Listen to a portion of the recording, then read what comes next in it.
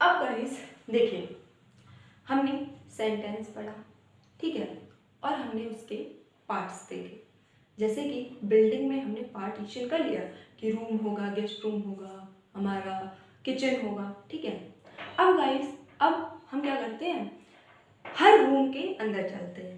अब गाइस, अब आप जब हर रूम के अंदर जाएंगे तो उस रूम के अंदर पता है क्या होता है, हर चीज़ों का एक प्रॉपर जगह होती है। यानी कि अगर आपका कोई पर्सनल रूम है, ठीक है, तो उसमें आपका बेड एक प्रॉपर जगह पर पड़ा होगा, आपकी टेबल चेयर एक प्रॉपर जगह पर होगी, आपका जो कपबोर्ड होगा वो एक जगह पर होगा, आपका जो ड्रेसिंग टेबल होगा वो एक जगह पर होगा। तो रूम के अंदर भी क्या होता है, अलग अलग चीज़ों के लिए एक प्रॉपर स्पेस होता है, और उस प्रॉपर स्पेस में हम जो भी हमारी ज़रूरत की चीज़ें हैं उनको रखते हैं। ठीक उसी तरह से गाइस, अब हम बात करते हैं सब्जेक्ट के बारे में। सेंटेंस के तो पार्ट हमने पढ़ लिए, दो होते हैं, सब्जेक्ट एंड प्रेडिकेट। अब सब्जेक्ट के अंदर भी गाइस उसके कुछ पार्ट्स होते हैं। जिस तरह से गाइस रूम के अंदर हमारे पार्टीशन होते हैं, यानी कि पढ़ने की जगह अलग होती है, सोने की जगह अलग होती है, कपड़े रखने की जगह अलग होती है, ठीक उसी तरह से गाइस सब्जेक्ट के भी हमारे पार्ट होते हैं। अब हम उन पार्ट्स को डिस्कस करेंगे। देखिए गाइस, पार्ट्स का मतलब क्या है यहाँ पर। देखिए, सब्जेक्ट, हमें एक बात पता चल गई, किसी भी सेंटेंस में जिस चीज़ के बारे में, जिस लिविंग थिंग या फिर नॉन लिविंग थिंग के बारे में हम बात करते हैं वो हमारा सब्जेक्ट होगा। सब्जेक्ट के पार्ट होने का मतलब ये है कि हमें सब्जेक्ट के बारे में क्लैरिटी मिल रही है। क्लैरिटी क्या मिल रही है कि वो सब्जेक्ट जो है उसके बारे में हमने कितना जानकारी दी है। फॉर एग्जाम्पल, अगर मैं नॉर्मल कहूँ एप्पल, किसी भी सेंटेंस में मैंने एप्पल से एक सेंटेंस बनाया, ये वर्ड हो गया हमारा एक, एप्पल इज स्वीट, ठीक है। अब इसी सेंटेंस को मैंने ऐसे लिख दिया, एन एप्पल इज स्वीट, या फिर मैंने ऐसा लिखा,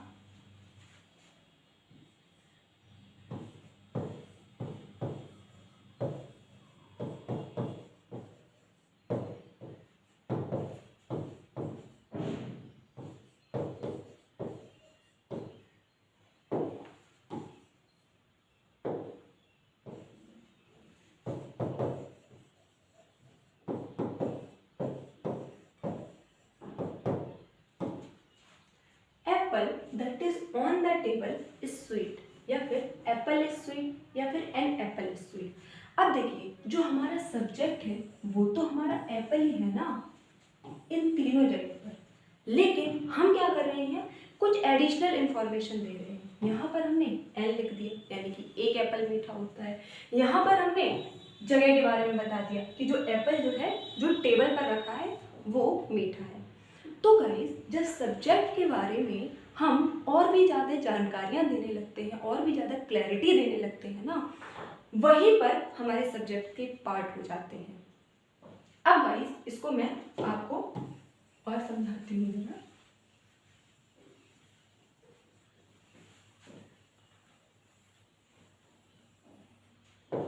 देखिए, यहाँ पर दो बातें हमें सब्जेक्ट के बारे में बताई गई हैं। First is qualifier, second is main word. अब पहले तो हमें पहली बात ये समझनी है कि मेन वर्ड क्या होता है, उसके बाद क्वालिफायर पढ़ेंगे। मेन वर्ड होता है गाइस जिस इंसान या फिर जिस वस्तु के बारे में बात की जा रही है, ठीक है। मुख्य शब्द या मुख्य कर्ता हम उसको बोलते हैं। अब बात आ गई क्वालिफायर की।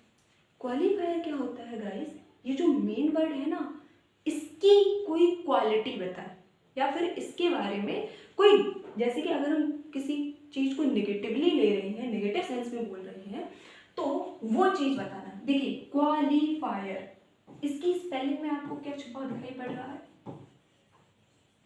क्वालिटी। जो मेन वर्ड की क्वालिटी बताए, मेन वर्ड की विशेषता बताए, उसको हम कहते हैं क्वालिफायर। यहाँ पर लिखा हुआ भी है, मुख्य शब्द की विशेषता बताने वाला, और मुख्य शब्द क्या है हमारा, ये मेन वर्ड। अब इसको एक एग्जांपल से समझते हैं, ठीक है। द सन शाइन्स, क्वेश्चन पूछेंगे, द सन शाइन्स, सूरज जो है वो चमकता है। हु शाइन्स, कौन चमकता है? हमें आंसर क्या मिला? द सन।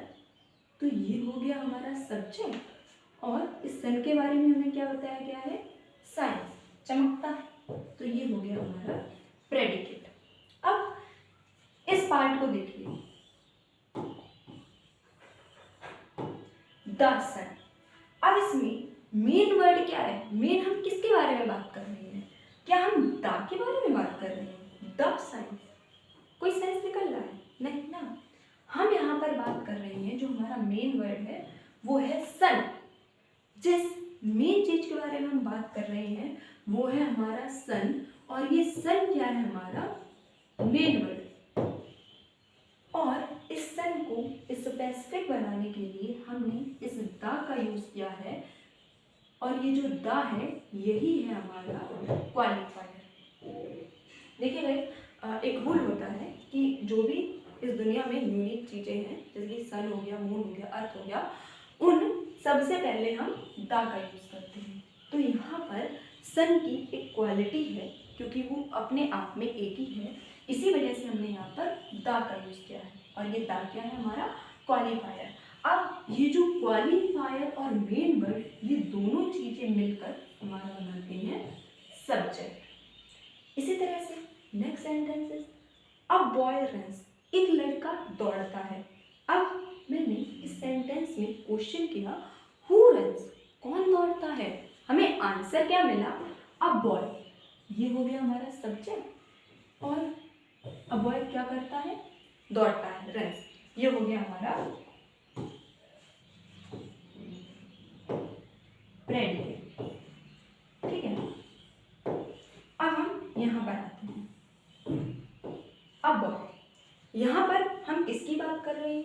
यहाँ पर क्या हम एक ही बात कर रहे हैं? हम यहाँ पर जो बात कर रहे हैं बॉय की। मेन जो इंसान है, मेन चीज क्या है हमारी? बॉय।